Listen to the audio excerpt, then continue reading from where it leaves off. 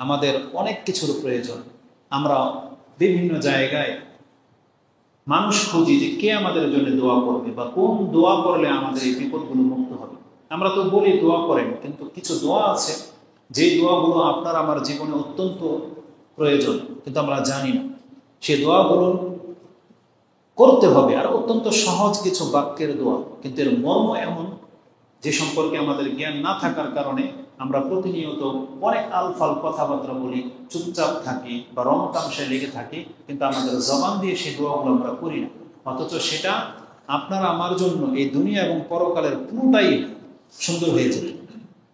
দুনিয়া এবং পরকাল পুরোটাই আপনার কল্যাণময় হয়ে যেত যদি সেই বাক্যগুলো নিয়ে আমরা দোয়া করতাম। তাই আমি ডিসাইড করেছি যে কল্যাণকর কয়েকটি দোয়া আজকে আলোচনা করব, যে দোয়াগুলো আমাদের অত্যন্ত প্রয়োজন। তার মধ্য থেকে সর্বপ্রথম যে দোয়াটি আমি উল্লেখ করব সেটা হচ্ছে তাদের জন্য যারা নতুন করে হেদায়েত পাচ্ছে, যারা বিগত দিনগুলোতে সালাত আদায় করতো না, যারা কোরআন থেকে কোনো সূরা মুখস্থ করেনি, সূরা ফাতিহা পর্যন্ত জানে না, এমন অসংখ্য মুসলিম আছে। এখন যখন তাদেরকে ইসলামের দিকে ডাকা হয়, যখন তাদেরকে নামাজের কথা বলা হয়, সালাতের কথা বলা হয়, ইভেন যারা নতুন মুসলিম হচ্ছে তাদের উপরে সালাত ফরজ, কিন্তু সে সূরা কিরাত জানে না। একটা দ্বিধায় ভোগে যে আমি সালাত কিভাবে পড়ব। রাসূলুল্লাহ সাল্লাল্লাহু আলাইহি ওয়াসাল্লামের আদর্শ থেকে যেটা জানতে পারলাম, যখনই কোনো সাহাবী, যখনই কোনো ব্যক্তি ইসলাম গ্রহণ করত, রাসূল সাল্লাল্লাহু তখন তাকে সালাত শিক্ষা দিতেন। এমনটাই আছে হাদিসের বর্ণনা। তার মানে সালাতই হলো ঈমান, ঈমানের বাহ্যিক রূপ হচ্ছে সালাত। এই জন্য মুখেই যখন কোনো ব্যক্তি দাবি করবে আমি মুসলিম, ইসলাম গ্রহণ করলাম, তখনই তাকে সালাত, সর্বপ্রথম কাজ হচ্ছে তাকে নামাজ শিখতে হবে, কারণ এটা তার প্রতিনিয়ত ফরজ। প্রতিদিন 5 বার তাকে করতে হবে, যখন তখন তাকে তার রবের কাছে দাঁড়াতে হবে। এই জন্য সালাত শিখতে হবে। বিশেষ করে এই ক্ষেত্রে আমাদের মা বোনরা অত্যন্ত গাফেল, তারা সূরা কিরাত শিখে না। দুই একটি ওই যে মক্তবে শিখেছে, ওটার উপরেই সারা জীবন কাটিয়ে দিচ্ছে। কিন্তু তাদেরও যে মর্যাদা আছে, তারাও যে কোরআন পড়লে তাদের মর্যাদা বৃদ্ধি পাবে, তারাও যে আমাদের মতো হাফেজ হওয়া জরুরি, তাদেরও যে কোরআন মুখস্থ করা জরুরি, তারা এগুলো ভুলে গেছে। অথচ কোরআনে আল্লাহ সুবহানাহু ওয়া তাআলা বহুবার বলেছে যেই ব্যক্তি ভালো কাজ করবে সেটা তার জন্য, ফালিনাফসি, সেটা পুরুষ হোক অথবা মহিলা হোক। অথবা আল্লাহ সুবহানাহু ওয়া তাআলা কোরআনের বহু জায়গায় মহিলা এবং পুরুষকে পৃথক পৃথক ভাবে বলেছে যে পুরুষ যদি সৎ হয়, মহিলা যদি সৎ হয়, উভয় আল্লাহ সুবহানাহু ওয়া তাআলার কাছে মর্যাদাবান। বরং আল্লাহ সুবহানাহু ওয়া তাআলা বলেছেন ইন্নামা আকরামাকুম ইনদাল্লাহি আতকাকুম, তোমাদের মধ্যে যে তাকওয়াবান সেই আল্লাহর কাছে মর্যাদাবান। এখানে তো আল্লাহ পুরুষকে সম্বোধন করেন, যে তাকওয়া রাখে, পরহেজ করে, সেই আল্লাহর কাছে মর্যাদাবান। সেটা মহিলা হতে পারে। মারিয়াম আলাইহিস সালাম সম্পর্কে তেমনটাই বলা হয়েছে যে এর মতো বহু পুরুষ হতে পারে না মর্যাদা। আসিয়া সম্পর্কে কোরআনের যে আয়াত, যার বাড়িটা একবার আল্লাহ সুবহানাহু ওয়া তাআলা যেখানে আছেন তার নিকটে, চিন্তা করা যায় কয়জন পুরুষ পৌঁছতে পারবে সেখানে? পৌঁছতে পারবে না। তো এমন কিছু মহিলা আছে যারা এমন উচ্চ স্থান পেয়ে গেছে যেখানে আমি আর আপনার মতো হাজারো পুরুষ পৌঁছতে পারবে না। খাদিজা রাদিয়াল্লাহু তাআলা আনহা, তার সম্পর্কে আল্লাহ সুবহানাহু ওয়া তাআলা মুক্তার ঘরের সুসংবাদ দিয়ে দিয়েছে, যে ঘরের মধ্যে কোনো শোরগোল থাকবে না, কোনো লান্তান থাকবে না, শান্তি আর শান্তি। কয়জন ব্যক্তি পুরুষ বলতে পারবে যে আপনি আমি সেই ঘর পাবো? কোশ্চিন কাল। তবে আল্লাহ সুবহানাহু ওয়া তাআলা কাছে কোনো কিছুই অসম্পূর্ণ নয় বা অসম্ভব নয়। যে কোনো ব্যক্তি এই ধরনের কোনো কিছু জানবে, তখনই যেন সে আল্লাহর কাছে সব থেকে উত্তম কিছু চেয়ে নেয়, উত্তম কিছু যেন চেয়ে নেয়।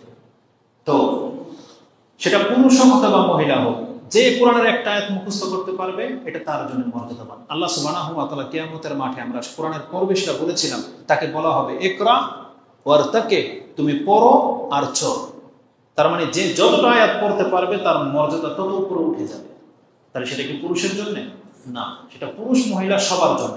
এটা শুধু মসজিদের হাফেজের জন্য নয়, বরং যে কেউ একটা আয়াত মুখস্থ করতে পারবেন, আপনার একটা মর্যাদা আপনি দুনিয়াতে বাড়িয়ে নিলেন।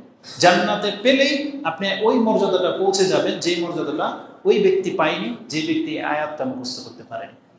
তো কথা হচ্ছে যে যারা নতুন মুসলিম হচ্ছেন এবং যারা, যে মা বোনরা বা আপনারা যারা নতুন করে সালাত শুরু করছেন, আল্লাহ যাদেরকে হেদায়েত করেছে, তারা অনেক সময় দ্বিধায় ভোগেন যে আমি কিভাবে সালাত পড়বো, যার ফলে আপনি পড়েন না। তা আজকে তাদের জন্য একটা দোয়া যে আপনি সালাত কিভাবে পড়বেন। যতক্ষণ পর্যন্ত আপনার সূরা ফাতিহা মুখস্থ না হচ্ছে, যতক্ষণ পর্যন্ত সূরা ইখলাস, ফালাক, নাস, এই ছোট ছোট সূরার মতো কোনো একটা সূরা মুখস্থ হচ্ছে, আপনাকে সালাত কিন্তু পড়তেই হবে। নামাজ তো মাফ নাই, আপনি দাঁড়িয়ে থাকেন আল্লাহু আকবার বলে দিয়ে, নামাজ পড়তে হবে। এর জন্য উত্তম হলো জামাতের সাথে ইমামের সাথে পড়া, তাহলে আপনার না পড়াটাও আপনার ঘাটতি পুরো হয়ে যাবে।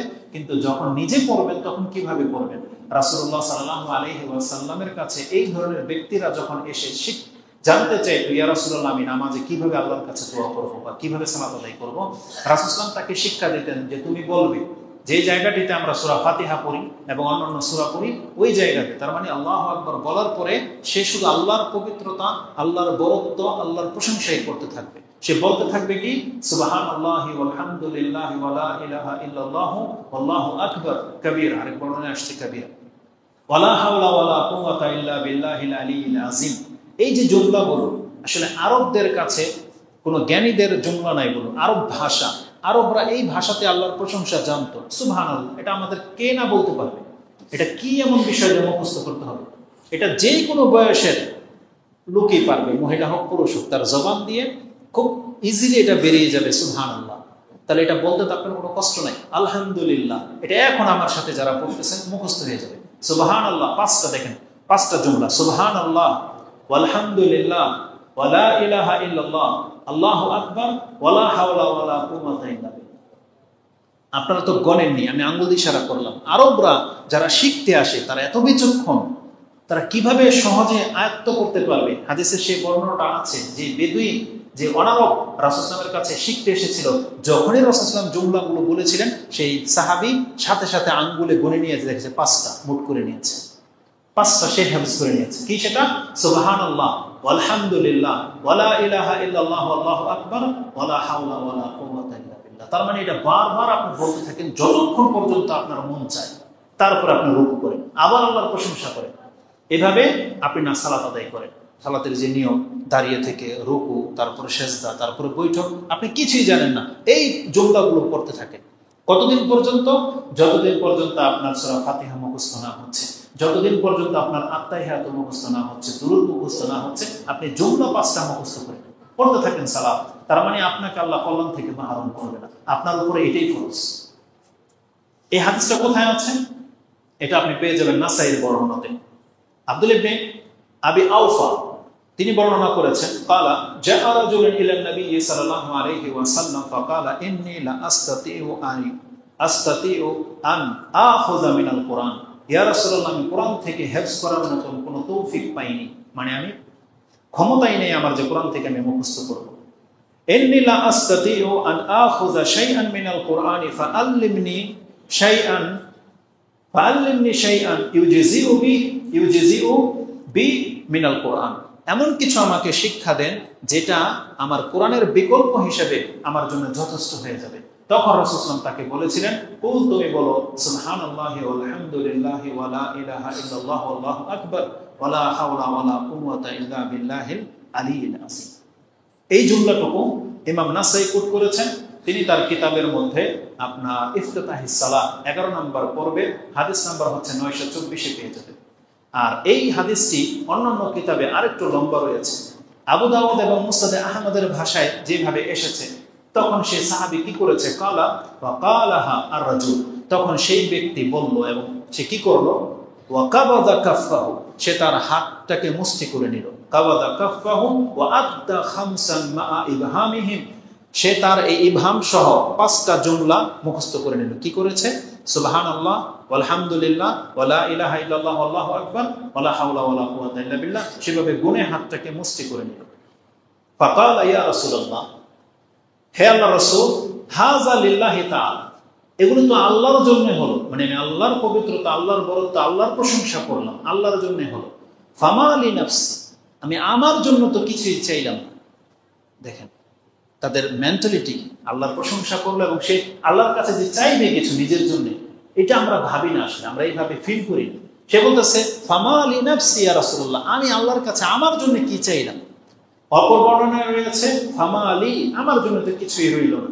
তখন রাসূল সাল্লাল্লাহু আলাইহি ওয়াসাল্লাম বলছেন, কালা কুল, তুমি সালাতের মধ্যে তোমার জন্য যখন চাইবা, মানে আল্লাহর জন্য প্রশংসা করবা এবং তুমি আল্লাহর কাছে কি চাইবা, তুমি বলবা আল্লাহুম্মা গফিরলি, প্রথম তো আল্লাহ তুমি আমাকে ক্ষমা করো, প্রথম আল্লাহুম্মা গফিরলি ওয়ারহামনি, আল্লাহ তুমি আমাকে রহম করো, তারপরে ওয়াফিনি, আল্লাহ তুমি আমাকে নিরাপত্তা দিয়ে দাও বা সুস্থতা দান করো, ওয়াহাদিনি, আমাকে তুমি হেদায়েত দান করো, ওয়ারযুকনি, আল্লাহ তুমি আমাকে রিজিক দান করো। একজন ব্যক্তি যদি আল্লাহর কাছে এগুলো চায় যে আল্লাহ তুমি আমাকে ক্ষমা করো, আমার উপর রহম করো, আমার নিরাপত্তা দান করো, আমাকে তুমি হেদায়েত দান করো এবং আমাকে তুমি রিজিক দান করো, কি না চাইলেন আপনি বলেন? কি না চাইলেন? কি বাকি রইল আপনার জীবনে? সুবহানাল্লাহ। মাত্র 5টা জুমলা। এই সাহাবী তখন এটাও করেছে, যখন রাসূল সাল্লাল্লাহু আলাইহি ওয়াসাল্লাম জুমলাগুলো বলেছিলেন, আল্লাহুম্মা গফিরলি ওয়ারহামনি ওয়াহদিনি ওয়াজবুরনি, কয়েকটা বর্ণনা আসছে, ওয়াজবুরনি আরেকটাতে আছে, এটার মধ্যে যেহেতু ওয়াজবুরনি নাই আমরা সেটাতে বলবো। কি আছে? আল্লাহুম্মা গফিরলি ওয়ারহামনি ওয়াফিনি, আল্লাহ তুমি আমাকে নিরাপত্তা দান করো, ওয়াহদিনি আমাকে হেদায়েত দান করো, ওয়ারযুকনি আমাকে রিজিক দান করো। এই 5টা গুণে তিনি হাতের মুষ্টি বন্ধ করে নিলেন। তখন রাসূলুল্লাহ সাল্লাল্লাহু আলাইহি ওয়াসাল্লাম তার এই অবস্থাটা দেখেছিলেন। এখন ফাকামাহা, সেই সাহাবী উঠে গেল, ফাকাবাদা আলা কাফিহিল উখরা, তার দ্বিতীয় হাতটিকেও সে এভাবে মুষ্টিবদ্ধ করে নিল, 2 হাতে তার মুষ্টিবদ্ধ। ওয়াদ্দা খামসান মা ইবহামিহি, এবং তার বৃদ্ধ আঙ্গুল সহ তিনি 5টা জুমলাকে গণনা করে নিল, তারপর উঠে চলে গেল। রাসূলুল্লাহ সাল্লাল্লাহু আলাইহি ওয়াসাল্লাম এই দৃশ্য দেখে তিনি বললেন, ফাকালা রাসূলুল্লাহ সাল্লাল্লাহু আলাইহি ওয়াসাল্লাম লাকাদ মালাআ কাফাইহি মিনাল খায়র, এই ব্যক্তি তার 2 হাত কল্যাণ দিয়ে ভরে নিয়ে চলে গেল। চিন্তা করা যায়? 2 হাত, তার 2 হাতের মধ্যে সে আল্লাহর পক্ষ থেকে সমস্ত কল্যাণ নিয়ে ভরে নিয়ে চলে গেল। এটা বর্ণনা করেছেন আবু দাউদ, এটা আপনি 832-এ পেয়ে যাবেন, এবং মুসনাদে আহমদে 19409 পেয়ে যাবেন। আবু দাউদের ভাষা হচ্ছে আম্মা হাযা ফাকাদ মালা ইয়াদাহু মিনাল খায়র, আম্মা এই যে লোকটি সে চলে গেল, তার 2 হাত কল্যাণে ভরে নিয়ে চলে গেল। এই বর্ণনাটা আছে আবু দাউদে এবং মুসনাদে আহমদে। তো এই হাদিসটি বিভিন্ন কিতাবে এসেছে, মুসলিমে এসেছে একটু ভিন্ন বর্ণনাতে। মুসাব ইবনে সাদ তিনি বলছেন, আনাবিহি, তার বাবা থেকে বর্ণনা করেছেন, কালা জা আরাবিয়ান, একজন আরবি লোক আসলেন, ইলা রাসূলিল্লাহি সাল্লাল্লাহু আলাইহি ওয়াসাল্লাম, ফাকালা আল্লিমনি কালামান আকুলু, আমাকে আপনি এমন কিছু কালেমা শিক্ষা দেন যেটা আমি বলবো। মূলত এখানে সালাতের উদ্দেশ্য, বলবো। কালা কুল, তুমি বলো, লা ইলাহা ইল্লাল্লাহু ওয়াহদাহু লা শারীকা লাহ। তাহলে এখানে একটু জুমলা বাড়তি আছে, লা ইলাহা ইল্লাল্লাহর সাথে ওয়াহদাহু লা শারীকা লাহ একটুকু বাড়তি আছে। আল্লাহু আকবার কাবীরা, এখানে কাবীরা শব্দটা বেশি আছে, আল্লাহু আকবার কাবীরা। ওয়ালহামদুলিল্লাহি কাসীরা, আলহামদুলিল্লাহর সাথে কাসীর শব্দটা বেশি আছে। সুবহানাল্লাহি রাব্বিল আলামিন, আর সুবহানাল্লাহর সাথে রাব্বিল আলামিন শব্দটা বেশি আছে। লা হাওলা ওয়ালা কুওয়াতা ইল্লা বিল্লাহ, এই লা হাওলা ওয়ালা কুওয়াতা ইল্লা বিল্লাহর সাথে আল আজিজিল হাকিম শব্দটা বেশি আছে। তার মানে ওই একই জুমলা 5টাই, তার সাথে বেশি আছে কি লা ইলাহা ইল্লাল্লাহু ওয়াহদাহু লা শারীকা লাহ, তারপরে আছে কি আল্লাহু আকবার কাবীরা, আলহামদুলিল্লাহি কাসীরা, তারপরে আছে সুবহানাল্লাহি রাব্বিল আলামিন, ওয়ালা হাওলা ওয়ালা কুওয়াতা ইল্লা বিল্লাহিল আজিজিল হাকিম, আরেক জায়গায় আছে আলিল আযীম। এই 2টা শব্দ আপনি মুখস্থ করতে পারলে পড়বেন, না পারলে ওই লা হাওলা ওয়ালা কুওয়াতা ইল্লা বিল্লাহ পর্যন্ত। এই জুমলাগুলো মুখস্থ জুমলা, সবাই জানে, সবাই পারে। আর আপনারা যারা আছেন, এটা শুধু তাদের জন্য নয়, বরং এই দোয়াগুলো আমাদের প্রত্যেকের জন্য, যে বলবে তার জন্যই কল্যাণকর। এটা ইমাম মুসলিম কোট করেছেন। তখন সেই ব্যক্তি বলেছে, ফাহাউলা ইলি রাব্বি ইয়া রাসূলুল্লাহ, এই জুমলাগুলো তো আমাদের রবের জন্য, আমার জন্য কি? ফামালি কালা কুল আল্লাহুম্মা গফিরলি ওয়ারহামনি ওয়াহদিনি ওয়ারযুকনি, তুমি আল্লাহর কাছে বলো, আল্লাহ তুমি আমাকে ক্ষমা করো, আমার উপরে রহম করো, এবং তুমি আমাকে হেদায়েত দান করো, এবং আমাকে তুমি রিজিক দান করো। ইমাম মুসলিমের মধ্যে 4টা জুমলা আছে, ওয়াফিনি শব্দটা এখানে নাই। ইমাম মুসলিমের মধ্যে আপনি জিকিরের অধ্যায় 49 নম্বর অধ্যায় ফাদলিত তাসবিহ ওয়াত তাহলিল, তাসবিহ তাহলিলের ফজিলত কি সেই পর্বে গিয়ে আপনি হাদিসটা পেয়ে যাবেন। হাদিস নাম্বার হচ্ছে 6741 নম্বর হাদিস। তো এই জুমলাগুলো হচ্ছে অত্যন্ত কল্যাণকর, মূল্যবান জুমলা। আবু মালিক আল আশআরি, আবু মালিক আশআরি তিনি বলছেন, কালা কানা আর-রাজুলু ইজা আসলামা, বলেছিলাম যে যারা নতুন মুসলিম, ইসলাম গ্রহণ করবে, তাদের জন্য এগুলো দিয়ে সালাত আদায় করতে হবে। ওই হাদিসে সেই কথাটা রয়েছে, ইজা আসলামা, যখন কোনো ব্যক্তি ইসলাম গ্রহণ করত, আল্লামাহুন নবী সাল্লাল্লাহু আলাইহি ওয়াসাল্লাম as-সালাত, রাসূল সাল্লাল্লাহু আলাইহি ওয়াসাল্লাম তাকে নামাজ শিক্ষা দিতেন, সালাত শিক্ষা দিতেন, এবং তাকে বলতেন সুম্মা আমারাহু আইয়াদু বিহাউলাইল কালিমাত, এবং রাসূল সাল্লাল্লাহু আলাইহি ওয়াসাল্লাম তাকে বলতেন যে তুমি এই বাক্যগুলো দিয়ে আল্লাহর কাছে দোয়া করবে। সেই বাক্যগুলো কি? আল্লাহুম্মা গফিরলি ওয়ারহামনি, ওয়াহদিনি, ওয়াআফিনি, ওয়ারজুকনি। দেখেন এখানে 5টা আছে। ওই আফিনি, এটাও কিন্তু মুসলিমের হাদিস।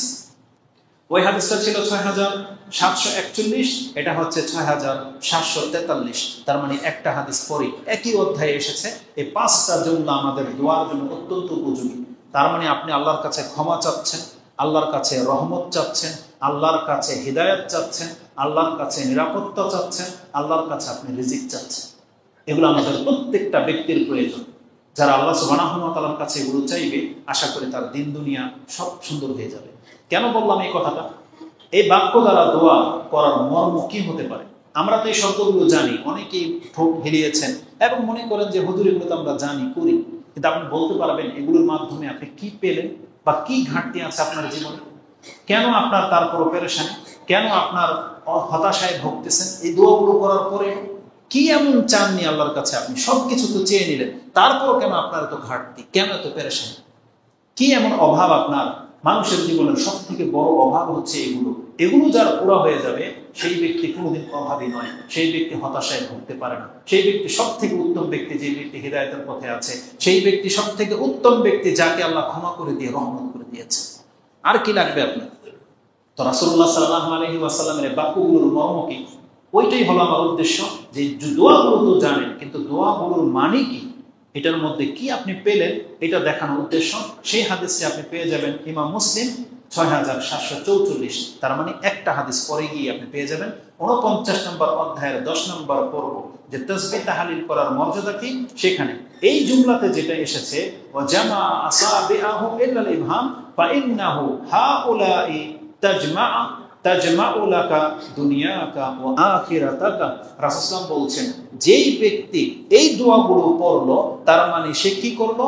সে তার দুনিয়া এবং পরকাল পুরো জীবনটাকে সে জমা করে নিল। এটা ছিল আজকের উদ্দেশ্য। তার মানে কেউ যদি দুনিয়া এবং পরকালের উত্তম জীবন কামনা করে, যে আমি দুনিয়া তো সচ্ছল থাকবো, দুনিয়া তো আমি নিরাপত্তায় থাকবো, পরকাল আমি নিরাপত্তায় থাকবো, যে দুই জগতেই শান্তিতে থাকতে চাই, রাসূল সাল্লাল্লাহু আলাইহি ওয়াসাল্লাম বলছেন এই জুমলাগুলো দিয়ে যেই ব্যক্তি দোয়া করলো, সেই জন্য দুনিয়া এবং পরকালের সমস্ত কল্যাণ নিজের জন্য জমা করে নেয়। এই ভাষাটা বলেছেন ইমাম মুসলিম 6744 রয়েছে। তার মানে এর মাধ্যমে তার দুনিয়া এবং পরকালের সমস্ত সুখ সে আল্লাহর কাছ থেকে চেয়ে নিল। তাহলে এই ছোট ছোট জুমলাগুলোর মধ্যে এতটা পাওয়ার রয়েছে যে আপনার জীবনের অনেক ঘাটতি পুরা হয়ে যাবে। এই যে জুমলাগুলো হাদিস থেকে আমরা যেটা পাই, যে কোথায় আপনি সব থেকে বেশি ব্যবহার করতে পারেন, যে আল্লাহুম্মা গফিরলি ওয়ারহামনি ওয়াহদিনি ওয়ারযুকনি ওয়াজবুরনি ওয়াফিনি, এই শব্দগুলো দিয়ে কোথায় ব্যবহার করবেনটা কোথায়? একটা হাদিসগুলোতে পেলাম রাসূল সাল্লাল্লাহু আলাইহি ওয়াসাল্লাম নতুন কোনো মুসলিম হলে সেই সাহাবীকে তিনি বলতেন, নামাজের মধ্যে তুমি আল্লাহর এইভাবে প্রশংসা করো আর আল্লাহর কাছে এইভাবে চাও। এখন যারা সূরা ফাতিহা জানেন, অন্যান্য কেরাতও জানেন, রুকু সিজদার আত্তাহিয়াতু দুরূদ সবই জানেন, তারা কোথায় ব্যবহার করবেন? এটা দুইটা দলিল পাওয়া যায়। যেহেতু খুব মানে রাতে শুধু সার্চ করেছি, একটা কিতাব থেকে আমি বলবো, বাকি আরো ডিটেলস ইনশাআল্লাহ সিজদার অধ্যায়টা আমরা আলোচনা করব। দুইটা জায়গায় পেয়েছি যে এই দোয়াটা দুইটা জায়গায় সব থেকে বেশি ব্যবহার করা উচিত। তার একটি হলো দুই সিজদার মাঝে। আন ইবনে আব্বাস আন্না নবী সাল্লাল্লাহু আলাইহি ওয়াসাল্লাম কানা ইয়াকুলু বাইনা সাজদাতাইনি। রাসূলুল্লাহ সাল্লাল্লাহু আলাইহি ওয়াসাল্লাম দুই সিজদার মাঝে তিনি যে দোয়াগুলো করতেন সেটা কি ছিল? আল্লাহুম্মা গফিরলি ওয়ারহামনি ওয়াজবুরনি ওয়াহদিনি ওয়ারযুকনি। এখানে ওয়াফিনির জায়গায় ওয়াজবুরনি আছে। জবর হচ্ছে ঘাটতি পুরা হওয়া। চমৎকার একটা শব্দ। আপনি আল্লাহর কাছে বলতেছেন আল্লাহুম্মা গফিরলি ওয়ারহামনি, আমার উপর রহম করো, ওয়াজবুরনি মানে আল্লাহ আমার জীবনের যে ঘাটতি আছে সেই ঘাটতিকে তুমি পুরা করে দাও, ওয়াজবুরনি। তারপর আর কি আছে? ওয়াহদিনি, আমাকে হেদায়েত দান করো, ওয়ারযুকনি, আমাকে তুমি রিজিক দান করো। তার মানে একটা জীবনের যত ঘাটতি আছে, তার সংসারে হোক, সেটা মহিলার জীবনে হোক, পুরুষের ঘাটতি, যাদের বিয়ে হচ্ছে না তাদের একটা ঘাটতি আছে, যারা যুবকরা বিয়ে করতে পারছে না তাদের একটা ঘাটতি আছে, যারা বিয়ে করেছেন অভাব আছে, এটা ঘাটতি আছে, যারা বিয়ে করেছেন আর্থিক দিক থেকে অভাব নাই তবে শারীরিকভাবে সে অক্ষম, তাহলে এটা তার ঘাটতি আছে। যারা বিয়ে করেছেন সন্তান নাই, এটা একটা ঘাটতি আছে। যাদের সন্তান আছে, সন্তান আপনার কথা শোনে না বা আপনার মতো হয়নি, এটা একটা ঘাটতি আছে। তার মানে আমাদের জীবনের যত ঘাটতি আছে আপনি মাত্র একটা জুমলায় আল্লাহর কাছে চেয়ে নিচ্ছেন। আপনাকে কোরআন হাদিসকে একবারে ওয়ার্ড বাই ওয়ার্ড মুখস্থ করতে হবে? সুবহানাল্লাহ। আল্লাহ এমন এমন জুমলা আমাদেরকে শিক্ষা দিয়েছে, আপনার জীবনের সমস্ত ঘাটতি একটা জুমলার মধ্যে রয়েছে, সেটা হচ্ছে আল্লাহুম্মা ওয়াজুবুরনি, আল্লাহ তুমি আমার ঘাটতিকে পুরো করে দাও। যত রকমের ঘাটতি আছে, কি রিজিক দরকার আপনার, এক এক করে ওই চাল ডাল ওই বার্গার ব্রোস্টেড এগুলোর নাম নিতে হবে না। আপনি বলবেন ওরজুকনি, আল্লাহ তুমি আমাকে রিজিক দান করো। আপনার স্ত্রীর প্রয়োজন, ওইটাকে মাথায় রেখে আল্লাহ বলেন, আল্লাহকে বলেন আল্লাহুম্মা ওরজুকনি। আপনার ওয়াইফ আপনার রিজিক নয়, আপনার সন্তান আপনার রিজিক নয়, আপনার বিদ্যা বুদ্ধি এভরিথিং, আপনার জীবনের যত কিছুর প্রয়োজন আছে এগুলো সবই হচ্ছে আপনার রিজিক। আর আপনি ছোট্ট একটা জুমলার মাধ্যমে আল্লাহর কাছ থেকে সব চেয়ে নেবেন, আল্লাহুম্মা ওরজুকনি, আল্লাহ তুমি আমাকে রিজিক দান। এই হাদিসটি ইমাম তিরমিজি রাহিমাহুল্লাহ তিনি তার সালাতের অধ্যায়ের 99 নম্বর পর্বে উল্লেখ করেছেন, মা ইয়াকুলু বাইনা সাজদাতাইনি, দুই সেজদার মাঝে একজন মুসাল্লি কি পাঠ করবে, সেই পর্বে তিনি এনেছেন হাদিস হচ্ছে 284। হাদিস 284 তে রয়েছে। আমি এই পয়েন্টটা আজকে সকালে অ্যাড করেছি, এটা এই জন্য করেছি, আমাদের এক দিনী ভাই আপনাদের এই মসজিদে সম্ভবত এই মসজিদে বা কোন মসজিদে জানি না, তিনি বলেছিলেন এই হাদিস দুর্বল। আর তিনি কথাটাকে একটু ব্যঙ্গ করে বলেছিলেন, যেটা আমার পছন্দ হয়নি। ইনশাআল্লাহ ওটা তাহাকিকমূলক কথা বলা হবে, তো যেটা আমাদেরই ভাই এই জন্য এটা ভুল বলছি না। মানুষের তাহাকিকে একটু রদবদল থাকতেই পারে, কিন্তু নাসিরউদ্দিন আলবানী বলছেন হাদিস সহিহ, আরবদের কাছে হাদিস সহিহ, গ্রহণযোগ্য। এই জন্য শুধু আপনি ভাববেন না যে মুসলিমে যেটা আছে রব্বিক ফিরিলি রব্বিক ফিরিলি রব্বিক ফিরিলি, এটা ইবনে মাজাতেও আছে, একাধিকবার আপনি পড়েন, ওটাও যেমন সহিহ এটাও সহিহ যে আপনি বলবেন রব্বিক ফিরিলি ওয়ারহামনি ওয়াহদিনি ওয়াফিনি ওয়ারজুকনি ওয়াজুবুরনি, এরকম 6টা জুমলা আছে ওয়াফিনি সহ। তাহলে এই জুমলাগুলো আপনি দুই সেজদার মাঝে পাঠ করার একটা সময় পেয়ে গেলেন। আর এবার আপনি বলেন তো দেখি, যেই ব্যক্তি এক সেজদা থেকে উঠে এই দোয়াগুলো পাঠ করবে, তার সেজদা কি আর মুরগির ঠোকরের মতো হবে? হবে না। অনেকে জানেন না বিদায় আপনাদের সেজদা এরকম হয়ে গেছে, কিন্তু যখন আপনি দোয়াটা মুখস্থ করবেন তখন দেখবেন মিনিমাম আপনার দুই সেজদার মাঝে 10 সেকেন্ড আপনি সময় পেয়ে যাচ্ছেন বসার মতো। আর আমাদের কাছে কোরআন এবং সুন্নাহর অনুসারী যারা, তাদের কাছে এই দুই সেজদার মাঝে বসা এটা হচ্ছে রুকুন। কোনো ব্যক্তি যদি এক সেজদা দিয়ে সোজা হয়ে না বসে আরেকটা সেজদা করে ফেলে, তার সালাতই বাতিল হয়ে যাবে, তার সালাতই হবে না।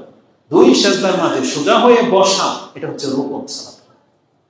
যেমন সেজদাতে ধীরস্থিরের সাথে সোজা হয়ে সেজদা করা এবং রুকু থেকে সোজা হয়ে ওঠা এটা যেমন রুকুন, দুই সেজদার মাঝে সোজা হয়ে বসা এটা আপনার রুকুন। যদি কোনো ব্যক্তি সম্পূর্ণ না উঠে বসে, তার সালাতই হবে না। রাসূল সাল্লাল্লাহু আলাইহি ওয়াসাল্লাম বলেছেন এক সাহাবীকে, ইরজি ফাসাল্লি ইন্নাকা লাম তুসাল্লি। রাসূল সাল্লাল্লাহু শুধু এটা বলে না যে তোমার সালাত হয়নি, বলছে তুমি নামাজই পড়ো না। তার মানে এটা নামাজই না।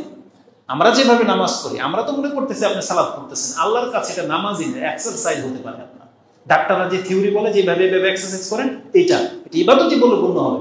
রাসূল বলছে ইরজি ফাসাল্লি ইন্নাকা লাম তুসাল্লি, তুমি সালাতই আদায় করো না। ব্যাপারটা খুব মারাত্মক। কি করেছিল সে সাহাবী? এই রুকু সেজদা ঠিক মতো করেনি। তাকে বলা হয়েছিল এইভাবে যে তুমি ফিরে যাও, সালাত আদায় করে আসো। তো কথা হচ্ছে যে এই দোয়াটা আপনারা মুখস্থ করে নেবেন। বলে দিলাম 284 নম্বর হাদিস, 284 নম্বর হাদিস আপনি তিরমিজিতে পেয়ে যাবেন। এই হাদিসটা ইবনে মাজাতেও রয়েছে। ইনশাআল্লাহ আমরা দুই সেজদার মাঝের ওই পর্যালোচনার মধ্যে সেটা উল্লেখ করব। আরেকটি হাদিস পেলাম, যে হাদিস থেকে প্রমাণ হয় যে এই দোয়াটি বা এই রকমের বাক্য দিয়ে আপনি আল্লাহর কাছে দোয়া চাইবেন সালাম ফিরানোর পূর্বে। সালাম ফিরানোর পূর্বে যত কল্যাণকর দোয়া আছে আপনি সেই কল্যাণকর দোয়াগুলো পড়তে থাকবেন। এবং আজকে একটা নতুন তথ্য আপনাদেরকে দেব, হয়তো আপনারা জানেন কিন্তু আপনার মাথা ওইভাবে ক্যাচ করেন। এই যে আমরা যে সালাত আদায় করি, আমরা আত্তাহিয়াতু করি, দুরূদ পড়ি, আমরা কয়জন ব্যক্তি জানি যে আত্তাহিয়াতু আর দুরূদ পড়ার পরে যদি কোনো ব্যক্তি দোয়া করে, সে যা দোয়া করবে তাই কবুল হয়ে যায়। এটাই হাদিসের বর্ণনায় রয়েছে, কিন্তু আমরা এইভাবে আসলে হাদিস পড়ি কিন্তু ফিল করি না। দেখেন বর্ণনাটা কি আছে। ফাদালা ইবনে উবাইদিন ক্বালা বাইনা রাসূল সাল্লাল্লাহু আলাইহি ওয়াসাল্লাম কাঈদুন ইজ দাখালা রাজুলুন ফাসাল্লা ফাকালা আল্লাহুম্মা গফিরলি ওয়ারহামনি। রাসূলুল্লাহ সাল্লাল্লাহু আলাইহি ওয়াসাল্লাম বসা ছিলেন, ওই মুহূর্তে একজন ব্যক্তি ঢুকলো এবং সালাত আদায় করলো। সেই ব্যক্তি সালাতে দোয়া করেছে আল্লাহুম্মা গফিরলি ওয়ারহামনি, আল্লাহ তুমি আমাকে ক্ষমা করো এবং আমার উপর রহম করো। ফাকালা রাসূলুল্লাহ সাল্লাল্লাহু আলাইহি ওয়াসাল্লাম, এখান থেকে কয়েকটা জিনিস বের হয়ে আসবে। সেটা হতে পারে ফরজ সালাত, হতে পারে নফল সালাত। মসজিদে ঢুকে সালাত আদায় করেছে, কিন্তু সে রাসূল সাল্লাল্লাহু শুনিয়ে শব্দ করে দোয়া করেছিল আল্লাহুম্মা গফিরলি ওয়ারহামনি। তার মানে বোঝা যাচ্ছে যে কখনো কখনো শিক্ষা দেওয়ার জন্য বা ইচ্ছা করেই শব্দগুলো আওয়াজ করে পড়া নিজের প্রশান্তির জন্য এটা জায়েজ এবং করা ভালো। অনেক সময় নিজের প্রশান্তির জন্য ঘরে নিজের বাচ্চাকে শেখাইতে গেলে আপনি সালাতে পাশে নিয়ে বসবেন এবং আপনি তাসবিহগুলো একটু জোরে জোরে পড়বেন যাতে ওর স্মরণ হয়ে যায়, ওই জন্য পড়তে পারে। তো রাসূলুল্লাহ সাল্লাল্লাহু আলাইহি ওয়াসাল্লামকে শোনানোর উদ্দেশ্যে হয়তো সে বলেছে, ফাকালা রাসূলুল্লাহ সাল্লাল্লাহু আলাইহি ওয়াসাল্লাম, শুনতে পেয়ে রাসূল সাল্লাল্লাহু তাকে বলেছেন, আজিলতা আইয়ুহাল মুসাল্লি, হে নামাজি, তুমি তো খুব তড়িঘড়ি করলে দোয়ার ক্ষেত্রে, তুমি খুব তাড়াতাড়ি চেয়ে ফেললে আল্লাহর কাছে। তোমার কি করা উচিত ছিল? ইযা সাল্লাইতা ফাকাতা, তুমি যখন নামাজ আদায় করো, যখন তুমি নামাজে বসো, তার মানে এটা শেষ বৈঠকের আলোচনা চলতেছে, যখন তুমি নামাজে বসো, কাতা ফাহামিদাল্লাহ বিমা হুয়া আহলুহু, আল্লাহর যেমন প্রশংসা করা উচিত তুমি আল্লাহর ওইভাবে প্রশংসা করবে, নামাজের বৈঠকে প্রশংসা করবে। তারপরে আহলুহু ওয়াসাল্লি আলাইয়া সুম্মা দুউ, কি বলি, আত্তাহিয়াতু লিল্লাহি ওয়াস সালাওয়াতু ওয়াত তাইয়্যিবাত, এটা আল্লাহর পবিত্রতা ঘোষণা হয়, আল্লাহর পবিত্রতা। তার মানে আল্লাহর প্রশংসা হয়ে গেল, তারপরে তুমি আমার উপরে সালাত পাঠ করবে, সুম্মা দুউ, তারপরে তুমি দোয়া করো। কি হবে রেজাল্ট যদি এমনটা করো?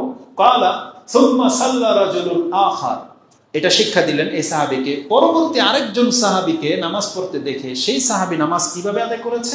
রাজুলুন আখার বাদা যালিক, এরপরে আরেকজন ব্যক্তি সালাত আদায় করেছে, ফাহামিদাল্লাহ, আল্লাহর প্রশংসা করেছে, ওয়া সাল্লা আলা নবী সাল্লাল্লাহু আলাইহি ওয়াসাল্লাম, রাসূল সাল্লাল্লাহু আলাইহি উপরে দুরূদ পাঠ করেছে, ফাকালা লাহুন নবী সাল্লাল্লাহু আলাইহি ওয়াসাল্লাম, ওই সাহাবী আল্লাহর প্রশংসা করেছে, দুরূদও করেছে। এখন রাসূল সাল্লাল্লাহু আলাইহি শুনতে পেয়ে সেই সাহাবীকে বলছে, আইয়ুহাল মুসাল্লি, হে নামাজি, উদু তুজা, তুমি এখন আল্লাহকে ডাকো, উদু তুজা, তুমি এখন যা দোয়া করবে তোমার দোয়ার ডাকে সাড়া দেওয়া হবে, তাই কবুল হয়ে যাবে, তুমি তার জবাব পেয়ে যাবে। তার মানে যেই ব্যক্তি আত্তাহিয়াতু পড়লো এবং দুরূদ পড়লো, তারপরে তাকে দোয়া করা উচিত যতক্ষণ তার সম্ভব সে আল্লাহর কাছে দোয়া করবে, যত কিছু চাওয়ার আছে সে আল্লাহর কাছে চাইবে। এক সাহাবী তো বলেছিল আল্লাহুম্মা গফিরলি ওয়ারহামনি, তার মানে ওই জুমলাগুলো এই জায়গাটাতে ব্যবহার করা যায় যে আপনি বলেন, আল্লাহ তুমি আমাকে মাফ করো, আল্লাহ তুমি আমার উপর রহম করো, আল্লাহ তুমি আমার ঘাটতিকে পুরো করে দাও, আল্লাহ তুমি আমাকে নিরাপত্তা দান করো, আল্লাহ তুমি আমাকে রিজিক দান করো। এই জুমলাগুলো দিয়ে দোয়া করবেন। কেন? রাসূল বলছেন তুমি এখন দোয়া করো, এখন তোমার ডাকে সাড়া দেওয়া হবে। এই হাদিস ইমাম তিরমিজি দোয়ার অধ্যায় উল্লেখ করেছেন, জামিউদ দাওয়াত, ব্যাপক অর্থবোধক দোয়া এই পর্বে এনেছেন। এটা হচ্ছে 65 নম্বর পর্ব দোয়ার অধ্যায়, হাদিস নাম্বার হচ্ছে 3476। তার মানে আমরা এই পর্বে যেটা জানতে পারলাম সেটা হচ্ছে আল্লাহুম্মা গফিরলি ওয়ারহামনি ওয়াহদিনি ওয়াফিনি, এই জুমলাগুলো অত্যন্ত ব্যাপক দোয়া, যেটা আমরা সালাতে ব্যবহার করতে পারি। সালাতের যে কোনো জায়গায় আপনি ব্যবহার করতে পারেন, রুকুতে, সেজদাতে, যেহেতু সেজদার জায়গাটাই হচ্ছে দোয়ার জায়গা, আপনি এটা করতে পারেন। দুই সেজদার মাঝে আমরা পেয়ে গেলাম, আত্তাহিয়াত এবং দুরুদের পরেও পেয়ে গেলাম, কারণ সালাম ফেরানোর পূর্ব মুহূর্ত পর্যন্ত আপনি আল্লাহর সাথে সরাসরি সম্পর্কযুক্ত, আল্লাহ আপনার কথা শুনতে পাচ্ছে, সরাসরি আপনি আল্লাহর কাছে দোয়া করতেছেন। সালাম ফেরানোর আগ মুহূর্ত পর্যন্ত দোয়া কবুল হয়ে থাকে, এটা এই হাদিস দ্বারা সাব্যস্ত হচ্ছে। অতএব এই সময়টাতে আমরা গাফেল না থেকে আমরা দোয়া করব, আল্লাহ যেন আমাদেরকে তৌফিক দান করে। সালাতের সালাম ফেরানোর পূর্বের দোয়া কবুল হয়ে থাকে, এটা এখান থেকে প্রমাণ করে। তো এই দোয়াগুলোর মধ্যে কি আছে? রাসূল বলছেন, যেই ব্যক্তি এই বাক্য দ্বারা দোয়া করে সে দুনিয়া এবং পরকালকে তার জমা করে নিল একসাথে। যেই কথাটা আল্লাহ সুবহানাহু ওয়া তাআলা কোরআনের মধ্যে আমাদেরকে শিক্ষা দিয়েছে, সেটা কি? এখানে যেহেতু ইহকাল ও পরকালের যাবতীয় কল্যাণের কথা রয়েছে, তাই সেই দোয়াটি আমি স্মরণ করিয়ে দিই, যে দোয়াটি আমাদেরকে কোরআনে শিক্ষা দেওয়া হয়েছে। যেই ব্যক্তি ওই ভাষায় দোয়া করবে সেই জন্য দুনিয়া এবং পরকাল উভয়টা আল্লাহর কাছে চেয়ে নিল। সেটা কি? সূরা বাকারাতে আল্লাহ সুবহানাহু ওয়া তাআলা বলেছেন, ওয়ামিনান নাসি মান ইয়াকুলু রাব্বানা আতিনা ফিদ দুনিয়া, মানুষের মধ্যে কিছু মানুষ আছে শুধু খালি দুনিয়া চায়, আল্লাহর কাছে বলে আল্লাহ তুমি দুনিয়া দাও, আমাকে এটা দাও, এটা দাও, এটা দাও, সব দুনিয়া চায়, পরকালের কিছুই চায় না। পরকালে সে কিছুই পাবে না, কেবলমাত্র জাহান্নামের আগুন ছাড়া। তারপরে আল্লাহ সুবহানাহু ওয়া তাআলা 201 নম্বরে বলতেছেন, ওয়ামিনহুম মান ইয়াকুলু রাব্বানা আতিনা ফিদ দুনিয়া হাসানাতাও ওয়া ফিল আখিরাতি হাসানা ওয়া কিনা আযাবান নার। কিন্তু এদের মধ্য থেকে যারা বলে যে আল্লাহ তুমি আমাকে দুনিয়ার মধ্যে যেটা উত্তম ওটা দান করো এবং পরকালে তুমি আমাকে উত্তম জীবন দান করো এবং জাহান্নামের আগুন থেকে তুমি আমাকে মুক্ত করে দাও। উলাইকা, আল্লাহ সুবহানাহু ওয়া তাআলা বলছেন, উলাইকা লাহুম নাসিবুম মিম্মা কাসাবু, এই ব্যক্তি যা কিছু অর্জন করেছে তার এই ইনকাম, তার এই পরিশ্রমের মধ্যে আল্লাহ তাকে দুনিয়াতেও দেবে, পরকালেও দেবে। কারণ আল্লাহ বলছেন যারা এইভাবে দোয়া করে সে যা কিছু করে তার বিনিময়ে তাকে দুনিয়াতেও দেওয়া হবে এবং তাকে পরকালেও দেওয়া হবে। আল্লাহু সারিউল হিসাব, আর আল্লাহ অত্যন্ত খুব দ্রুত হিসাব গ্রহণ করে থাকেন। তার মানে কিয়ামতের মাঠে এই ব্যক্তির হিসাব খুব দ্রুত নিয়ে নেওয়া হবে, তাকে বেশি কষ্ট পেতে হবে না। আল্লাহ সুবহানাহু ওয়া তাআলা সেই দিকে ইঙ্গিত করেছেন যেটা আপনি সূরা বাকারার 201 নম্বর আয়াতে পেয়ে যাবেন। এটা হচ্ছে আজকের দ্বিতীয় দোয়া, যে রাব্বানা আতিনা ফিদ দুনিয়া হাসানা ওয়া ফিল আখিরাতি হাসানাতাও ওয়া কিনা আযাবান্নার। বরাবরের মতো আমি ভেবেছি যে এতটাই মনে হয় যথেষ্ট, কিন্তু সুবহানাল্লাহ আমি নিজেও জানি না যে এই দোয়ার পেছনে এতটা রহস্য লুকিয়ে আছে। আমরা তো এই দোয়া জানি কিন্তু করি না। কিন্তু রাসূলুল্লাহ সাল্লাল্লাহু আলাইহি সাল্লামের জীবনী থেকে যেটা জানা যায়, রাসূল তার জীবনে যত দোয়া করেছে তার মধ্যে এটার পাল্লা সবথেকে ভারী। এই দোয়া যখন তখন রাসূল সাল্লাল্লাহু আলাইহি ওয়াসাল্লাম করতেন, সালাতে বলেন, তাওয়াফের ক্ষেত্রে বলেন, তারপরে ব্যক্তি জীবনে বলেন, রাসূল সাল্লাল্লাহু আলাইহি ওয়াসাল্লাম সব থেকে বেশি বলতেন। এই দোয়া সম্পর্কে একটা হাদিস পেলাম, এটা আগে কখনো আমি আসলে দেখিনি বা শুনিনি। হাদিসটি প্রথমে দেখলাম তিরমিজিতে আছে, সুবহানাল্লাহ, খুঁজে দেখে হাদিস মুসলিমে আছে। তো যখন মুসলিমে আছে মনটা আরো বেশি প্রশংসিত হয়ে গেল। এর মর্ম কি? আমরা এই দোয়া তো জানি যে কোরআনে আছে রাব্বানা আতিনা ফিদ দুনিয়া হাসানা ওয়া ফিল আখিরাতি হাসানা ওয়া কিনা আযাবান্নার, এটা আছে এবং মাঝে মাঝে বলিও আমরা, কিন্তু ফিল হয় কোনো কিছু আপনি কি চাচ্ছেন। হাদিসগুলো বর্ণনা করার আগে আপনাকে একটা চমৎকার তথ্য দিই। একজন ব্যক্তি বলে যা হুজুর দোয়া করবেন কিভাবে তাড়াতাড়ি সচ্ছল হওয়া যায়, কিভাবে বড়লোক হওয়া যায়, কিভাবে এস্টাবলিশ হওয়া যায়, এই ভাষায় আমাদেরকে বলে। কিভাবে সাকসেস হওয়া যায়, কিভাবে ধনী হওয়া যায় বলে। কোনো ব্যক্তি যদি ধনী হইতে চায়, পয়সাওয়ালা হতে চায়, সুন্দর নারী পেতে চায়, বাড়ি পেতে চায়, আর যদি সে এই দোয়া করে রাব্বানা আতিনা ফিদ দুনিয়া হাসানা, তাহলে জেনে নেন আপনার জীবনে কোনোদিন নসিব নাও হতে পারে। বলেন তো কেন নাও হতে পারে? কারণ আপনি আল্লাহর কাছে চাচ্ছেন একটা, উদ্দেশ্য আরেকটা। আপনি চাচ্ছেন ধনী হওয়া, আপনি চাচ্ছেন বাড়ি গাড়ির মালিক হওয়া, কিন্তু আল্লাহর কাছে বলতেছেন রাব্বানা আতিনা ফিদ দুনিয়া হাসানা, আল্লাহ তুমি আমাকে দুনিয়াতে উত্তম কিছু দাও। তার মানে আল্লাহ সুবহানাহু ওয়া তাআলা এখন ডিসাইড করবে। কোটিপতি হওয়াটা যদি আপনার জন্য উত্তম হয় তাহলে আল্লাহ আপনাকে কোটিপতি বানাবে, আর যদি গরিব থাকাটাই আপনার জন্য উত্তম হয় তাহলে আপনাকে এই অবস্থায় আল্লাহ রেখে দেবে। কিন্তু তার মানে আপনি ভাববেন না যে আমি তো আল্লাহর কাছে কোটিপতি হওয়ার জন্য দোয়া করতেছি, আল্লাহ তো আমাকে এইভাবে নিঃস্ব করে রেখে দিল। আপনি চাচ্ছেন তো তাই, কারণ আপনি আল্লাহর কাছে চেয়েছেন আল্লাহ দুনিয়াতে যেটা উত্তম তুমি আমাকে সেটা দাও। আল্লাহ কিন্তু আপনাকে উত্তমটাই দিয়ে রেখেছে, কারণ আল্লাহ তো আমাদের প্রত্যেকের অবস্থা সম্পর্কে জানে না? আল্লাহ ভালো করেই জানে আমি পয়সাওয়ালা হলে কি করতাম, আল্লাহ ভালো করে জানে আমি এর চেয়ে বেশি হ্যান্ডসাম হলে কি হইতাম, এটা আল্লাহ ভালো করেই জানে। তো আল্লাহ সুবহানাহু ওয়া তাআলা প্রত্যেকটা ব্যক্তির তকদির সম্পর্কে জানে, এবং মুমিন বান্দা যদি সত্যিকার অর্থে আল্লাহ তার জন্য কল্যাণ চায় তাহলে আল্লাহ তাকে ওই অবস্থাতেই রাখে যেই অবস্থায় থাকলে সে আল্লাহর বান্দা হিসেবে জমিনে বেঁচে আছে। যদি এর চেয়ে ব্যতিক্রম কিছু হয় সে আল্লাহর বান্দার থাকবে না, ইহুদি নাসারাদের মতো ইউরোপ আমেরিকার স্টাইলে চলে যাবে, অথবা চোর ডাকাত বদমাইশের মতো রাহাজানিতে ফাসাদে লিপ্ত হয়ে যাবে। এই জন্য আল্লাহ কিছু মানুষকে এমন পর্যায়ে রেখেছে যে এর 19-20 হতে দেয় না আল্লাহ সুবহানাহু ওয়া তাআলা, তাহলে সে ঘাটতি হয়ে যাবে অথবা জালেম হয়ে যাবে। এই জন্য যারা আমরা ইবাদতে লেগে আছি, দাঁড়িয়ে রেখেছেন, হারাম খান না, সালাত আদায় করতেছেন, টাকনার উপরে প্যান্ট, হালাল জীবন, এক কথা ইসলামিক যতদূর সম্ভব পালন করে চলতেছেন, কিন্তু আপনার অবস্থার উপরে আপনি সন্তুষ্ট নন, কিন্তু আপনি জেনে নেন আপনার এই অবস্থাটা আপনার কল্যাণের জন্য আল্লাহ করে দিয়েছে। আপনার আমার চেহারা যাদের সুন্দর হয় না, খাটো, বেটে, কালো, বিয়ে হচ্ছে না, অনেক মহিমা বোনদের আছে, জেনে নেন এর এই অবস্থাটাই তার জন্য কল্যাণকর। যদি তাকে আল্লাহ সুবহানাহু ওয়া তাআলা কোনো ফিল্ম স্টারের কোন নায়িকার মতো সুন্দর করে দিত, এ কিন্তু আর পর্দা করতো না, এ কিন্তু আপনার মতো সৎ ছেলে খুঁজতো না, সে কিন্তু ওই বাজারের মহিলাদের মতো হয়ে যেত। তার এই রূপ তার জন্য এটাই কল্যাণকর। পৃথিবীতে আপনি চোখ ফিরিয়ে দেখেন তো, জাহান্নামী যে সমস্ত মহিলারা আছে তাদের মধ্যে কালো মহিলার সংখ্যা বেশি না সুন্দর মহিলার সংখ্যা বেশি? কিভাবে ডিসাইড করবেন? সুন্দরের প্রতি আপনাদের কোনো রাগ আছে নাকি? রাগ নাই, বরং সুন্দর যত বেশি যারা, তারাই কিন্তু বেহায়াপনার মধ্যে বেশি লিপ্ত, তারাই ফিল্মের জগতে বেশি লিপ্ত, তারাই কাপড়কে খুলে দেয়। কিন্তু যারা অতটা সুন্দর নয় তারা ওই জগতে যায়ও না, তাদেরকে নেয়ও না, বরং তারা বেঁচে আছে। কিন্তু জেনে নেন কোনো কালো মহিলা যদি এই নিয়ত করে যে আমি আর মতো সুন্দর হইতাম তাহলে আমিও বলিউড বা হলিউড কোনটা কি বলে ওই নায়িকা হতাম, তাহলে সেই নায়িকা না হয়েও পাপি। কারণ নিয়ত এমন একটা ব্যাপার। একটা হাদিস আছে, বলেছিলাম কোন এক বক্তব্যে, যে যেই ব্যক্তি সামর্থ্য রাখে না সেই পাপ করার, কিন্তু তার নিয়তে বদ্ধমূল হয়ে আছে যে আমি যদি কোটিপতি হইতাম তাহলে আমি এই কাজটা করতাম, এই ব্যক্তির মতোই, পাপের মতো, যে বিমানের মধ্যে জেনা করবে, এই খায়েশ যেই ব্যক্তি রাখে, মদ খেতাম আমি, বিমানে প্রাইভেট বিমান কিনতাম, সেখানে আমার গার্লফ্রেন্ডকে নিয়ে আমি মদ খেতাম, আয়েশ করতাম, এই নিয়তটা যেই ব্যক্তি বিমান দেখে করে, এই ব্যক্তি সেই কাজ না করেও পাবে।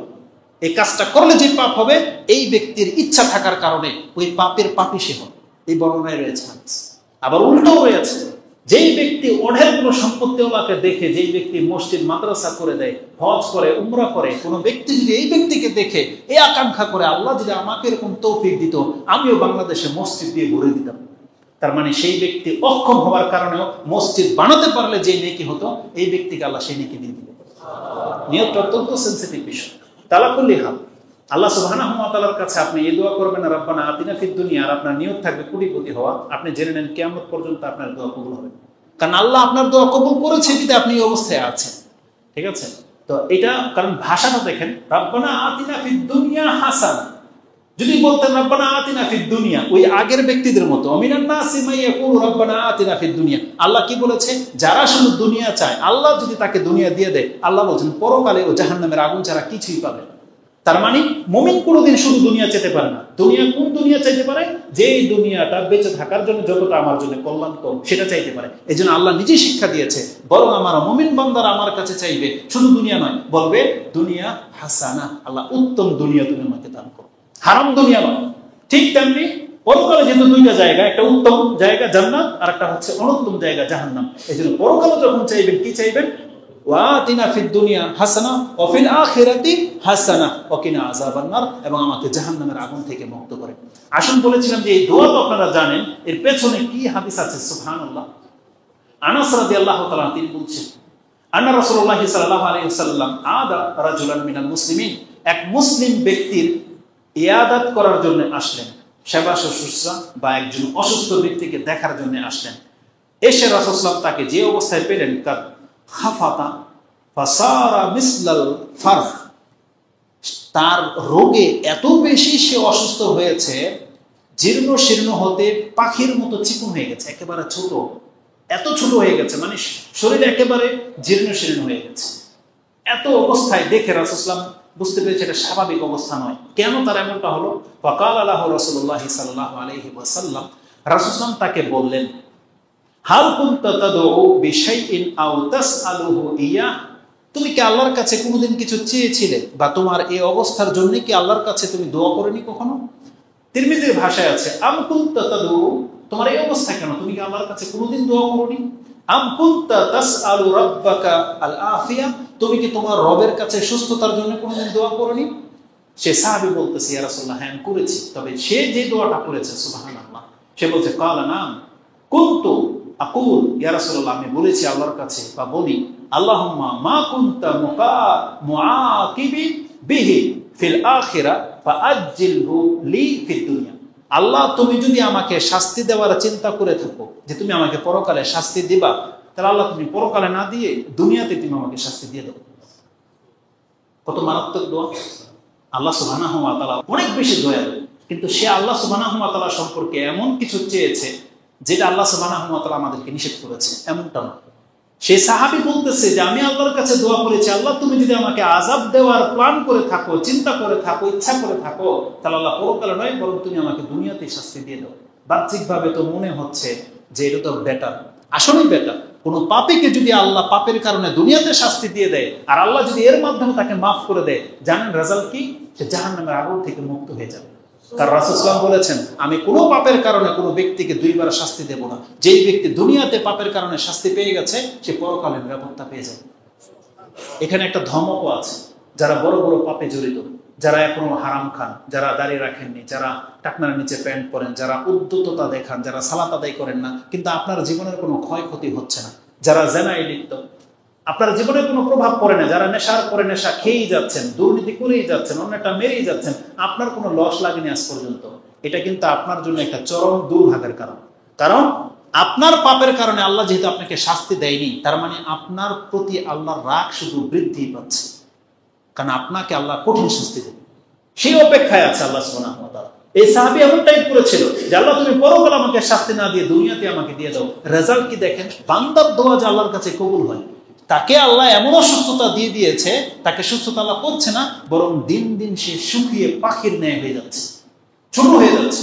সুবহানাল্লাহ, রাসূল সাল্লাল্লাহু আলাইহি ওয়াসাল্লাম তাকে যে কথাটা বলেছিলেন, কারণ সুবহানাল্লাহ, রাসূল আশ্চর্য হয়ে গেছেন, বলছে আল্লাহ পবিত্র, ইন্নাকা লা তুতিকু, তুমি তো অক্ষম, তোমার ক্ষমতা নেই। আল্লাহ যদি তোমাকে পরকালে যে শাস্তি দেবে দুনিয়াতে দিয়ে দেয়, এটা সহ্য করার মতন ক্ষমতা তো বান্দা তোমার নাই। আও লা তাস্তাতিউ, আর আল্লাহ যদি তোমাকে শাস্তি দিয়ে দেয় সেটার বোঝা বহন করার মতন ক্ষমতা তোমার, তুমি পারবে না কোশ্চিন কালেও। তুমি কেন আল্লাহর কাছে এই কথা বললে না? আফালা কুলতা আল্লাহুম্মা আতিনি ফিদ দুনিয়া হাসানা ওয়া ফিল আখিরাতি হাসানা ওয়া কিনা আযাবান নার। আল্লাহ তুমি আমাকে দুনিয়াতে উত্তম জীবন দাও, পরকালে আমাকে উত্তম জীবন দাও, এবং জাহান্নামের আগুন থেকে তুমি আমাকে মুক্ত করে দাও। তুমি এই দোয়া কেন করলে না? তার মানে বোঝা যাচ্ছে যে একজন ব্যক্তি যত বড় পাপী হোক, সেজন্য আল্লাহর শাস্তির অপেক্ষায় না থাকে, বরং সেজন্য আল্লাহর কাছে চায় যে আল্লাহ আমি পাপী বটে, কিন্তু আল্লাহ তুমি আমাকে দুনিয়াতেও শাস্তি দিও না, পরকালে তুমি আমাকে আল্লাহ শাস্তি দিও না, এবং তুমি জাহান্নামের আগুন থেকে তুমি আমাকে মুক্ত করে দাও। তাহলে আমাদেরকে এই দোয়ার মধ্যে এটা রয়েছে। তার মানে যেই ব্যক্তি রব্বানা আতিনা ফিদ দুনিয়া হাসানা পড়ে, তার মানে আল্লাহ সুবহানাহু ওয়া তাআলা তার পাপের কারণে তাকে দুনিয়াতেও শাস্তি দেবে না, এবং পরকালে আল্লাহ সুবহানাহু ওয়া তাআলা তাকে শাস্তি দেবেন এবং জাহান্নাম থেকে তাকে মুক্ত করে দেবেন। আর এই হাদিস ইমাম মুসলিম কোট করেছেন তার কিতাবুদ দোয়া 49 নম্বর অধ্যায় 7 নম্বর পর্বে পেয়ে যাবেন। হাদিস হচ্ছে 6728, এবং তিরমিজিতে হাদিসটি 3487 তে রয়েছে। এই দোয়া সম্পর্কে শুধু আজকে বলবো, আর শেষ করে দেব যেহেতু সময় খুব দ্রুত পার হয়ে চলে গেছে। রাসূলুল্লাহ সাল্লাল্লাহু আলাইহি ওয়াসাল্লাম যত দোয়া করতেন তার মাঝে এই দোয়াটি সবথেকে বেশি করতেন। সাআলা কাতাদা আনাসান, আনাস রাদিয়াল্লাহু তাআলা আনহুকে জিজ্ঞাসা করেছেন কাতাদা রাহিমাহুল্লাহ, আইয়ু দাওয়াতিন কানা ইয়াদউ বিহা নবী সাল্লাল্লাহু আলাইহি ওয়াসাল্লাম, রাসূলুল্লাহ সাল্লাল্লাহু আলাইহি ওয়াসাল্লাম কোন দোয়াটি সবথেকে বেশি করতেন? আকসারা ক্বালা কানা আকসারা দাওয়াতিন ইয়াদউ বিহা ইয়াকুলু আল্লাহুম্মা আতিনা ফিদ দুনিয়া হাসানা ওয়া ফিল আখিরাতি হাসানা ওয়া কিনা আযাবান নার। এই দোয়াটি রাসূলুল্লাহ সাল্লাল্লাহু আলাইহি ওয়াসাল্লাম সবথেকে বেশি করে থাকতেন।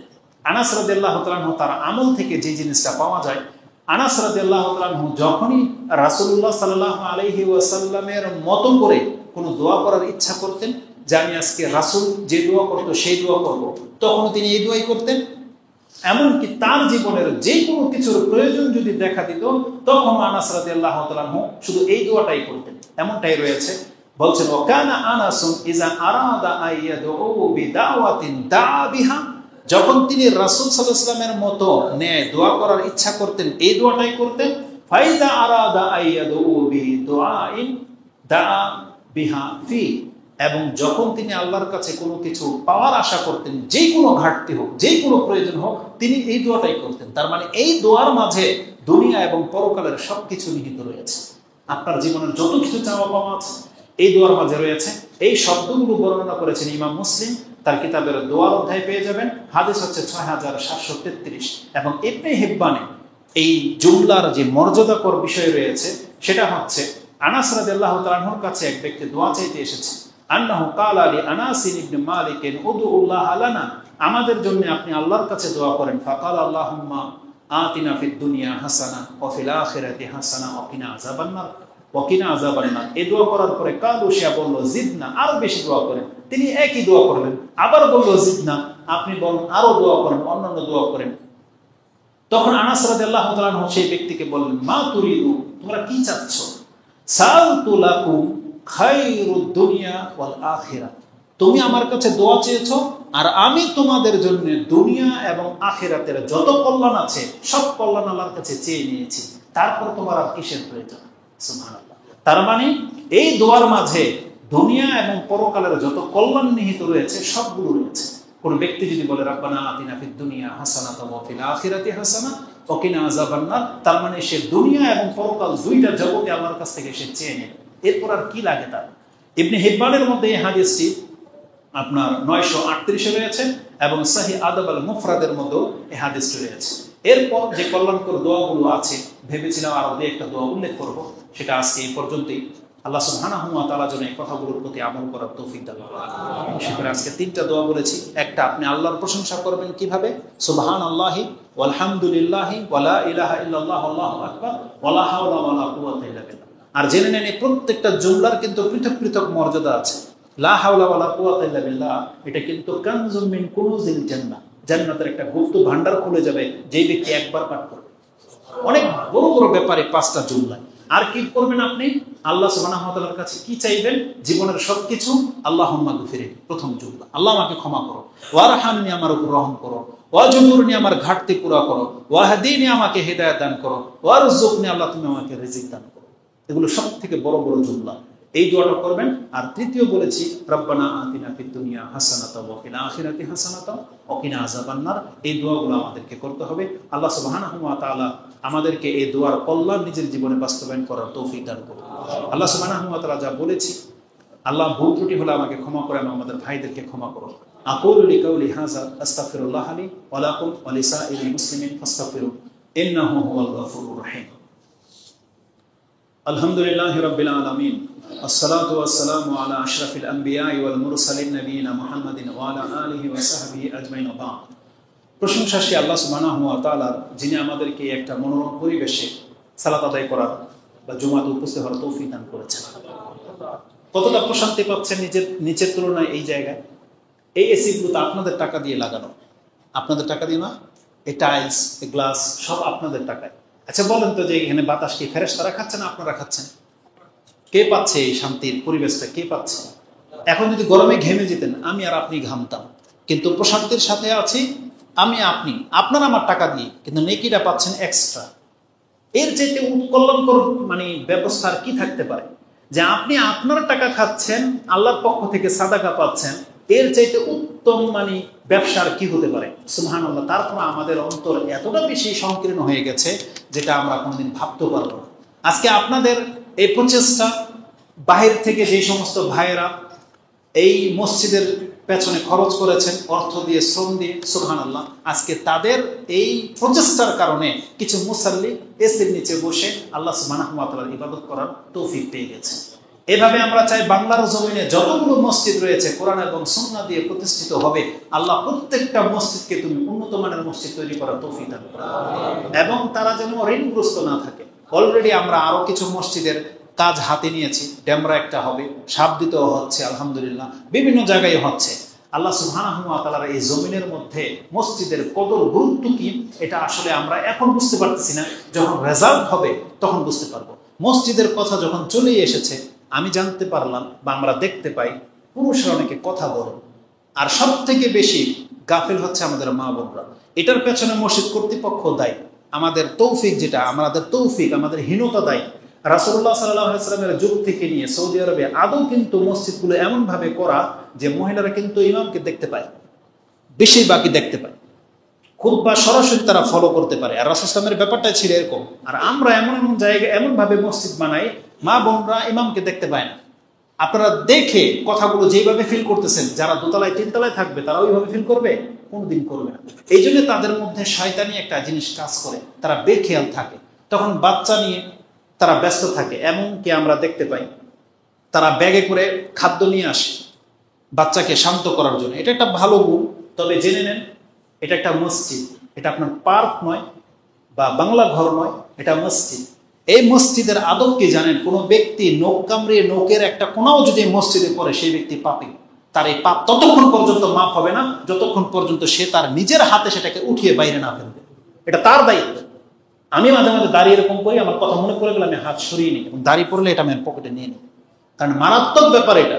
রাসূলুল্লাহ সাল্লাল্লাহু আলাইহি সাল্লাম বলেছেন যে মসজিদে নোংরা করা, মসজিদে কোনো অপবিত্র কিছু ফেলা, এটা যেমন তার পাপ, এটাকে মিটানো না পর্যন্ত এই পাপ তার মাফ হবে, মিটাতে হবে। অতএব আপনারা যদি বাচ্চাদের জন্য খাবার নিয়ে আসেন, তাহলে আপনাদের বাচ্চার খাদ্য যেন নিচে না পড়ে। আপনি আপনার কাপড় নিয়ে আসবেন বা কিছু, ওটাতে বাচ্চাকে খাদ্য দিবেন, তারপরে যেন উঠিয়ে সেই ময়লাটা ফেলতে পারেন। এবং যথাসম্ভব আপনি যদি এই মসজিদে কেন আসেন, কথার কথা, আপনারা কেন আসছেন? নেকির জন্য আসেননি? এই নামাজ তো আপনি আপনার যেখানে সেখানে পড়তে পারতেন, জুমা যে কোনো মসজিদে পড়তে পারতেন, কিন্তু সাজগোজে সুন্দর করে মসজিদে কেন আসেন? কারণ জুমার দিন একটা মর্যাদা আছে। যেই ব্যক্তি ঘর থেকে ওযু করে বের হয়ে আসবে, পায়ে হেঁটে আসবে, এসে যথাসম্ভব সালাত আদায় করবে, ইমামের কাছাকাছি বসবে, খুতবা শুনবে, সালাত আদায় করবে, তার প্রত্যেকটা কদমে 1 বছরের সিয়ামের নেকি, 1 বছরের কিয়ামের নেকি আল্লাহ দিয়ে দেবে। আর কি চান? শুধুমাত্র জবানটাকে বন্ধ করে থাকেন, তাহলে সেই মর্যাদা পেয়ে যাচ্ছেন। যেখানে বলা হয়েছে একটা মসজিদে কোনো ভাই কথা বলতেছে আর তাকে বলবেন যে চুপ করো, তাহলে আপনি মর্যাদা হারাবেন। এরপরে আর কি কথা থাকতে পারে? তারপর তারপরেও কোনো মানুষের চরিত্র পরিবর্তন হয় না। অতএব কোনো ব্যক্তি মসজিদে কথা বলবেন না, আপনার মর্যাদাকে টিকিয়ে রাখার চেষ্টা করেন। আপনি যদি নেতা হয়ে নেকি থেকে মাহরুম হন, এই নেতাগিরি আপনার কোনো ফায়দায় আসলো? বরং আপনার জমানটাকে বন্ধ করে থাকলেই আপনি দুনিয়াতে মর্যাদাবান হতে পারেন, পরকালে মর্যাদাবান হবেন। কিভাবে দুনিয়াতে মর্যাদাবান হবেন? যখন জনগণ দেখবে যে একজন নেতা, এমপি, অমুক কাউন্সিলর হয়েও তিনি আদবের সাথে চুপ করে বসে থাকে, তখন আপনি ঘরে গিয়ে বলবেন অত্যন্ত ভদ্র, তিনি কোনো অহংকার করে না, তিনি কোনো পাওয়ার মসজিদে এসে দেখায় না। তার মর্যাদা বাড়বে কিনা? আর পরকালে সেই নেকি নিয়ে যাচ্ছে। এই জন্য নেতাগিরি আপন আপন জায়গায় চলবে, সব জায়গায় নেতাগিরি খাটালে চলে না। আল্লাহ তো লাঞ্ছিত করে দিবে আপনাদেরকে। আল্লাহ সুবহানাহু ওয়া তাআলা আমাদেরকে মর্যাদাবান হওয়ার তৌফিক দান করুন। একটা হাদিস যেহেতু বলেই দিই মসজিদের সম্পর্কে, রাসূল সাল্লাল্লাহু আলাইহি ওয়াসাল্লাম কি বলেছেন, জুমলাটা দেখেন কত চমৎকার। এই হাদিসটি আপনি আবু দাউদ পাবেন, ইবনে মাজাতে পাবেন, এবং আপনি পাবেন তিরমিজিতে। রাসূলুল্লাহ সাল্লাল্লাহু আলাইহি ওয়াসাল্লাম থেকে আয়েশা রাদিয়াল্লাহু তাআলা তিনি বলতেছেন, আমার রাসূল সাল্লাল্লাহু আলাইহি ওয়াসাল্লাম আন তুত্তাখাযাল মসজিদু ফির দুর। রাসূল সাল্লাল্লাহু আমাদেরকে আদেশ করেছেন প্রত্যেকটা মহল্লায় মহল্লায় যেন আমরা মসজিদ বানাই। আমাদেরকে আদেশ করা হয়েছে। আমরা কি বানাই? আমরা সব নিজেদের ঘর বাড়ি নিয়ে, মার্কেট নিয়ে ব্যস্ত। রাসূল বলেছেন মুসলিমদের প্রত্যেকটা মহল্লার মধ্যে অলিতে গলিতে মসজিদ থাকতে হবে। আমাদেরকে আদেশ করা হয়েছে যেন আমরা প্রত্যেক অলিতে গলিতে মসজিদ বানাই। ফিদুর ওয়া আন তুতাহহারা ওয়া তুতাইয়্যিবা। রাসূল বলেছেন তোমরা মসজিদকে পবিত্র রাখবে এবং সুগন্ধি দিয়ে ভরে ফেলবে। জানেন আরব দেশে কি করে? আরবরা আতর নিয়ে এসে মসজিদের দেয়ালের মধ্যে মেখে দেয়। আপনারা দেখতে পাবেন হাজরা আসওয়াদের মধ্যে, কাবা ঘরে আতর লাগানো হচ্ছে, মসজিদ নববীতে ছিটানো হচ্ছে। আপনারা কেন করেন না এটা? এক শিশি করে এনে মেখে দেন, আপনি নেকি পেয়ে যাবেন। ছোট একটা বিষয়, হোক না 1 ঘন্টা থাকুক না কেন আপনার আতরের গ্রাম, কিন্তু আপনি নেকি পেয়ে যাবেন। রাসূল সাল্লাল্লাহু বলছেন তোমরা মসজিদকে পরিষ্কার করে রাখবে এবং গ্রাম করে রাখবে। সৌদি আরবের লোকেরা বাহর জ্বালায়, ওই যে কাঠ আছে না, সুগন্ধি গ্রানের কাঠ, এটা জ্বালিয়ে পুরো মসজিদকে ঘুরিয়ে ঘুরিয়ে গ্রানে ভরে দেয়। আমরা কেন এই রুচিশীল হই না? আমরা কেন এমন মেন্টালিটি রাখি না? বরং আমরা সব থেকে বেশি মসজিদকে নোংরা করি। কেন আমাদের চরিত্র? আল্লাহ সুবহানাহু ওয়া তাআলা যেন আমাদেরকে বোঝায় এবং সে অনুযায়ী আমল করার তৌফিক দান করেন। জি, তো যাদের বদৌলতে, যাদের মেহনতে, যাদের অর্থে 1 টাকার বিনিময়ে এই মসজিদ এমনটা হয়েছে, আলহামদুলিল্লাহ আপনাদের জন্য আরেকটা সুসংবাদ হচ্ছে, খুব শীঘ্রই 3 তলার কাজ শুরু হয়ে যাবে। অলরেডি আমেরিকার এক ভাই 1 লাখ টাকা দান করিয়ে দিয়েছে। তার মানে এই শান্তিময় পরিবেশ আল্লাহ যেন আমাদেরকে মরার আগ পর্যন্ত যেন বজায় রাখে, এবং প্রত্যেকটা এলাকার মানুষ যেন এই মসজিদের দায়িত্বগুলো বহন করে নেয়, যাতে দূর দূর থেকে আমাদেরকে টাকা কালেকশন করার প্রয়োজন না পড়ে। আমরাও কমপক্ষে কিন্তু অন্য